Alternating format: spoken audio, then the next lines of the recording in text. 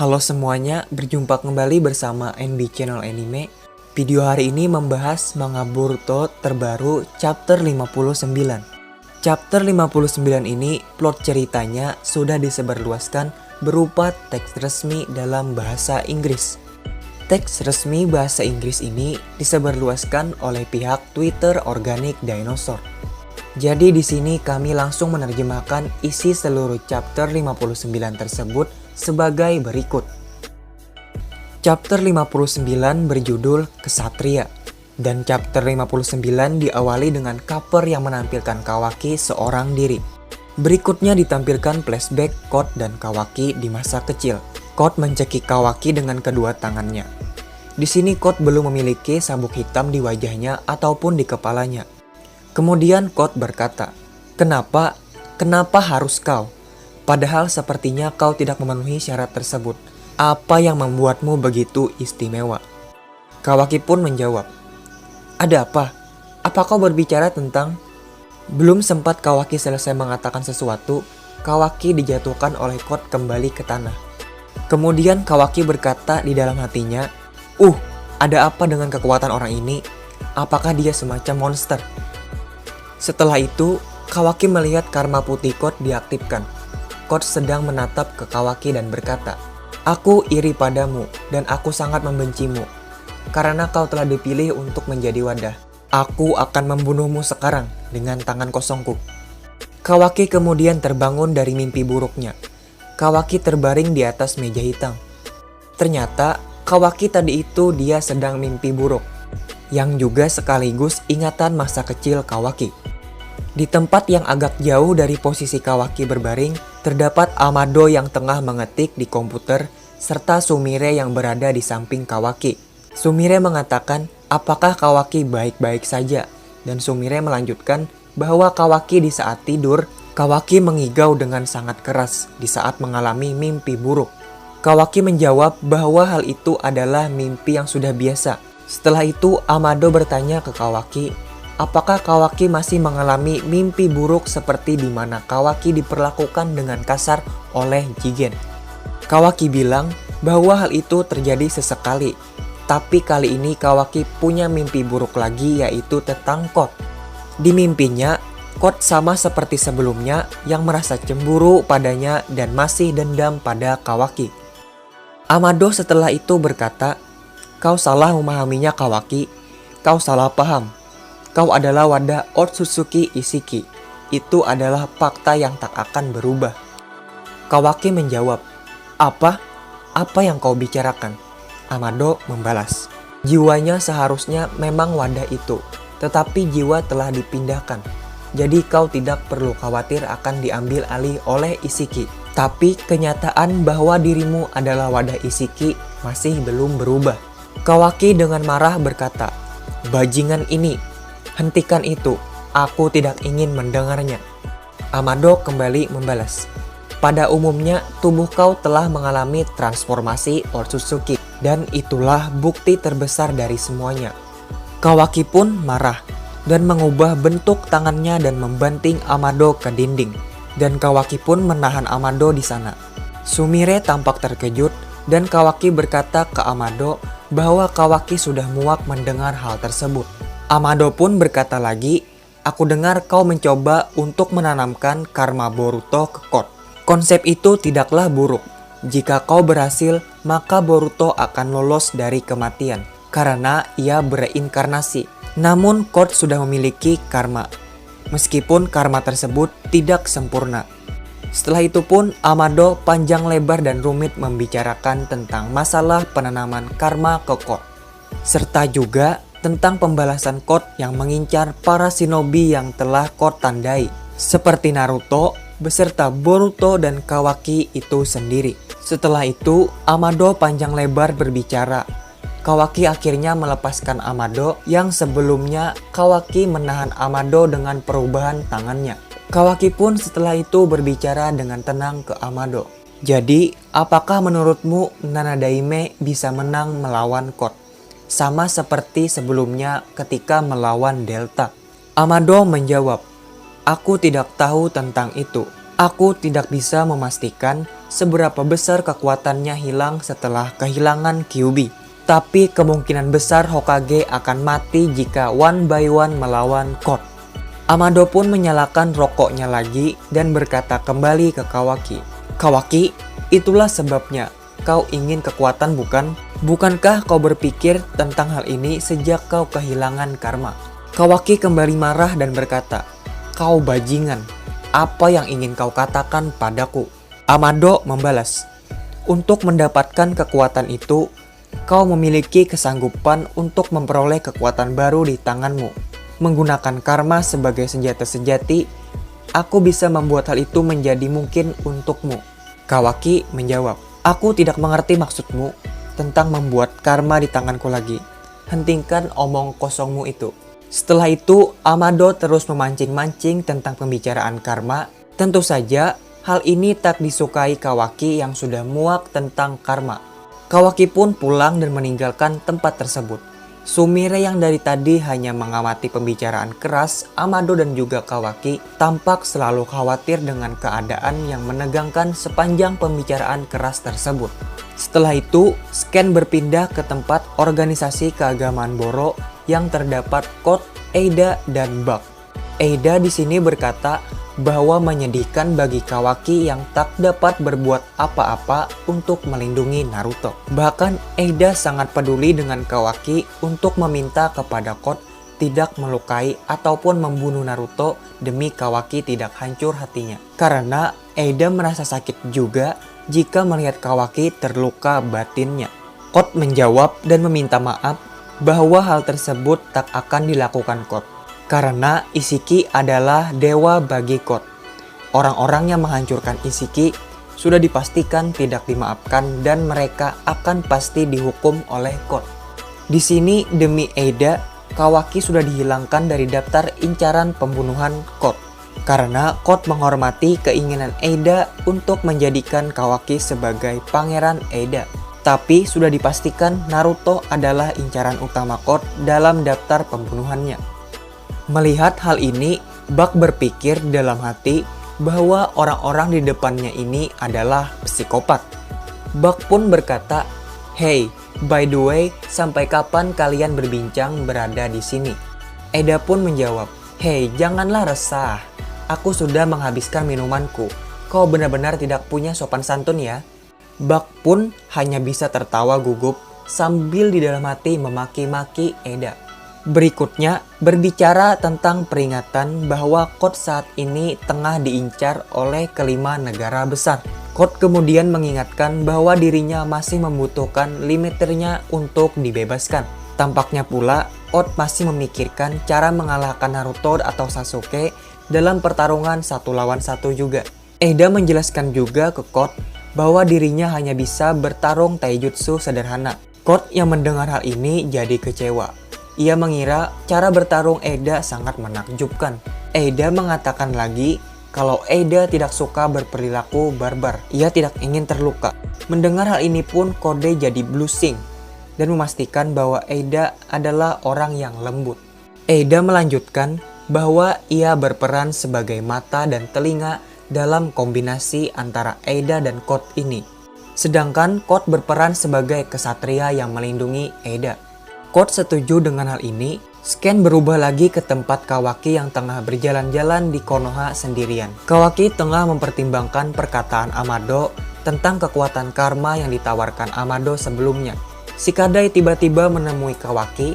Dari jauh Shikadai melambai memanggil namanya, namun Kawaki mengabaikan. Tapi tiba-tiba Kawaki berteriak ke Shikadai, "Diam! Kau sangat menjengkelkan." Mendengar teriakan Kawaki, semua warga desa pun terkejut dan menatap Kawaki. Tapi Shikadai dengan tenang berjalan mendekat ke Kawaki dan Shikadai berkata, "Jangan khawatir, ayo pergi." Shikadai mengatakan pula bahwa Kawaki ini adalah orang yang masih dianggap rahasia. Jadi warga desa banyak yang tidak tahu tentang diri Kawaki ini. Sejak serangan Isiki, telah banyak beredar rumor. Namun Shikadai mengatakan untuk tidak mengkhawatirkan hal tersebut. Karena pada dasarnya, Konoha adalah rumah untuk Kawaki. Mendengar hal tersebut, Kawaki meminta maaf serta berterima kasih dengan Shikadai. Adegan berubah lagi ke Sumire dan Amado yang di depan komputer tengah merokok juga.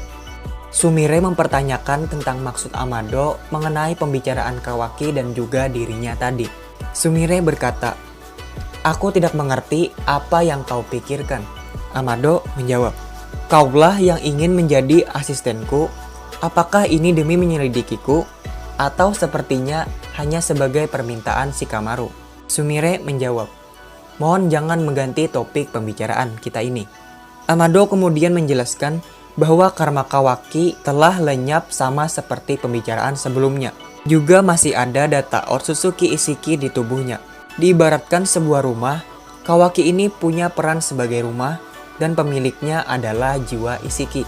Nah, di dalam rumah ini terdapat kekuatan yang diwariskan dan belum dimanfaatkan oleh Kawaki itu sendiri. Karena karma di sini berperan sebagai pintu keluar maupun masuk ke rumah, maka itulah jalan untuk memanfaatkan kekuatan itu. Tapi karena karma telah hilang, oleh sebab itulah Kawaki tidak dapat memanfaatkannya. Tapi diriku, Amado, mengatakan bahwa ia bisa membuat Kawaki memanfaatkan itu, yaitu kekuatan warisan Ishiki tersebut, dengan membuat karma baru buatan Amado, sehingga pintu dari rumah yang berisi banyak kekuatan dapat diakses oleh Kawaki. Jadi Sumire yang mendengar hal ini dapat menyimpulkan bahwa Amado ingin merekonstruksi karma Kawaki, dan ini dapat dipahami oleh Sumire dengan jelas. Berikutnya, Amado menjelaskan Code memiliki karma yang berbeda fungsi. Karena fungsi karma milik Code bukan untuk wadah Ishiki, serta juga menjelaskan Ishiki yang telah lenyap sehingga tidak ada salahnya Kawaki mendapatkan karmanya lagi. Terutama di masa sekarang karena semuanya memiliki ancaman lagi. Sumire kemudian menjawab, "Benarkah hanya hal itu? Hanya itu yang kau lakukan? Apakah tidak ada motif lain dari tindakanmu itu?" Amado hanya diam dan menatap Sumire dari ujung matanya dengan aura yang dingin. Scan berpindah lagi ke sebuah kapsul tidur di organisasi keagamaan Boro. Terdapat Eida, Code, dan Bak menatap sebuah kapsul yang belum dibuka. Code berkata bahwa Boro masih menyimpan satu cyborg yang ada di tempat ini. Code ingin tahu seperti apa cyborg tersebut. Eida berkata bahwa ada satu lagi yang bisa membunuhnya selain Otsutsuki. Code nampak terkejut. Bak tampak gugup dan bertanya apakah dia yakin membuka kapsul tidur tersebut. Eida hanya mendesak untuk cepat membukanya. Code pun langsung menghancurkan pintu kapsul tidur tersebut dan keluar asap. Di dalamnya tidak terdapat apa-apa. Eida tampak kesal, dan Bak hanya terus gugup seperti biasanya. Tiba-tiba semuanya dikejutkan dengan seorang anak kecil yang telah menaiki punggung Code. Rambut anak kecil tersebut mirip dengan Eida, hanya saja rambut anak kecil tersebut pendek dengan potongan mangkok. Anak kecil tersebut berbicara dan mengatakan, "Siapa kau? Apakah kau laki-laki baru kakakku?" Code terkejut dan bertanya, kapan orang ini berada di punggungnya, dan mencoba menyerangnya dengan cakarnya. Tapi Eida mengatakan tidak ada gunanya, lebih baik kau tidak menyerang dia. Code setelah itu menahan serangannya. Anak kecil tadi ternyata adalah adik Eida. Adik Eida tampak gembira menaiki punggung Code. Code hanya diam dijadikan kuda-kudaan mainan adik kecil Eida ini. Setelah itu Eida menyebut nama adiknya yang bernama Daemon. Jadi nama adik Eida ini adalah Daemon. Setelah itu Daemon mengancam Code jika membuat Eida menangis, Code akan mati. Di sini Daemon mengira Eida adalah kekasih Code. Kemudian Eida memperjelas bahwa laki-laki yang dikira Daemon adalah pacar kakaknya ini hanyalah teman biasa. Tiba-tiba penjaga keamanan organisasi milik Boro datang. Penjaga keamanan mengira Bak disandra oleh Eida dan juga Daemon, serta Code.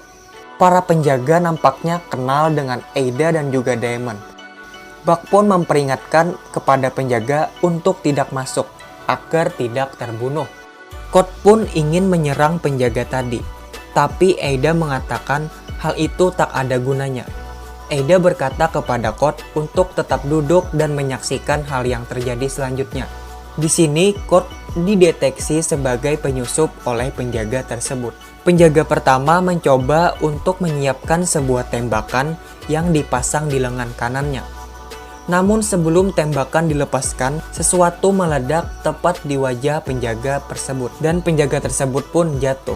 Daemon hanya menghina penjaga yang jatuh tersebut. Penjaga kemudian mencoba melemparkan kapak. Tetapi sama seperti tadi, sebelum kapak dilemparkan tiba-tiba, kapak tersebut menancap di kepala penjaga kedua dan membelah kepalanya jadi dua bagian. Daemon kemudian menyebut mereka idiot. Para penjaga yang tersisa tampak bingung. Daemon kemudian menyerang penjaga ketiga dengan menyerang leher penjaga tersebut dengan tendangannya. Penjaga keempat mencoba menyerang Daemon lagi menggunakan pedang kecil. Alhasil, sama seperti tadi pula, penjaga keempat terpenggal, kalah dengan misterius karena kekuatan Daemon. Code tampak sangat terkejut dengan kekuatan aneh dari Daemon ini. Eida menjelaskan ke Code bahwa Code harus hati-hati karena Daemon memiliki kekuatan untuk merefleksikan skenario pembunuhan musuh hanya dengan memikirkannya saja. Kekuatan ini sangat bereaksi kuat jika musuh tersebut memiliki niat yang membunuh sangat kuat. Code terkagum-kagum dengan kemampuan unik ini. Daemon kegirangan habis melakukan tindakan tadi.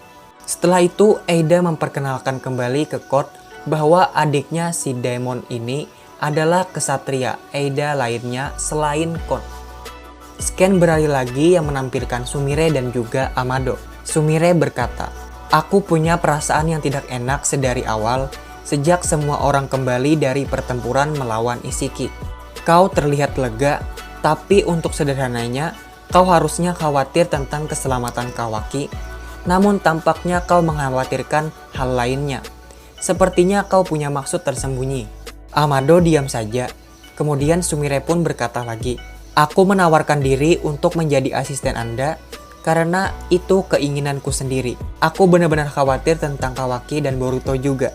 Belum sempat Sumire menyelesaikan perkataannya, Amado memotong dan berkata, "Apakah kau bijak atau bodoh? Aku ingin tahu yang mana. Jika kau tetap diam, kau mungkin bisa mendapatkan lebih banyak informasi. Apakah dirimu ini tidak tahu cara menyusun strategi dan tawar-menawar?"